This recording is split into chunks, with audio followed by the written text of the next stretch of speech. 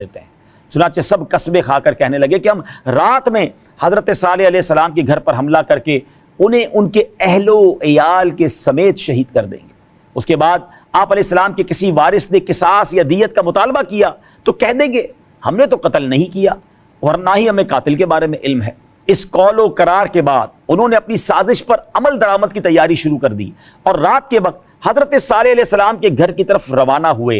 हजरत अब्दुल्लाह इब्न अब्बास रज़ियल्लाहु तआला अन्हुमा फरमाते हैं अल्लाह ताला ने उस रात हजरत सालेह अलैहिस्सलाम के मकान की हिफाजत के लिए फरिश्ते भेज दिए। जब ये 9 शख्स हथियार उठाकर तलवारें लिए हजरत सालेह अलैहिस्सलाम के दरवाजे पर पहुंचे, फरिश्तों ने उन्हें पत्थर मारे। वो पत्थर उन लोगों को लगते लेकिन मारने वाले नजर नहीं आते थे, यहां तक कि ये सब के सब 9 अफराद हलाक हो गए। नाज़रीन, एक और निशानी, एक और मैसेज इस कौम को मिल गया था, अल्लाह अकबर, मगर नहीं मानने वाले नहीं मानते। उसके बाद जब मोहलत का पहला दिन आया तो वाकई ऐसा हुआ नाज़रीन, पूरी कौम के चेहरे जर्द हो गए, येलो हो गए।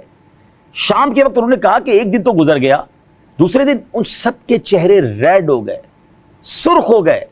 अल्लाह अकबर। शाम के वक्त कहने लगे कि मोहल्लत के 2 दिन गुजर गए, तीसरे दिन उन सब के चेहरे ब्लैक सियाह हो गए और शाम के वक्त कहने लगे कि हजरत सालेह अलैहिस्सलाम की दीवी मोहल्लत तो खत्म हो गई, यानी अब तक जो उन्होंने कहा वो सब सच हुआ है। सुनाचे चौथे दिन ये लोग खुशबू लगाकर तैयार हुए और बैठकर इंतजार कर रहे हैं। अब भी उनकी, जिसको कहना बदबख्ती का आलम देखे कि देखे कौन सा अजाब आता है। चेहरे काले हो गए हैं मगर लगता था दिल भी काले हो गए थे। अजाब के मुंतजिर उन अहमकों ने सुबह होते ही होलनाक एक बड़ी खतरनाक चीख और कड़क की आवाज सुनी। जमीन में जलजला यानी अर्थक्वेक आ गया और ये लोग तबाह बर्बाद होकर ऐसे हो गए जैसे जानवरों के पांव के नीचे बकसरत रोंदी हुई घास रेजा रेजा हो जाती है।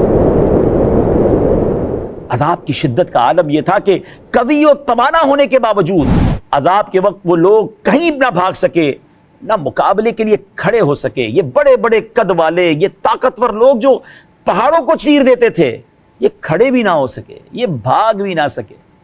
हाय हाय हाय, शिर्क और मासियत उनके कुछ काम ना आई। मालो मता, सामानो मकान, कुछ भी उन्हें अजाब इलाही से बचा ना सका। अजाब के बाद उस बस्ती का आलम यह था गोया वहां बसते ही ना थे, कभी जिंदगी का यहां लगता है गुजर ही ना हुआ। उनकी दास्तां भी दास्तानों में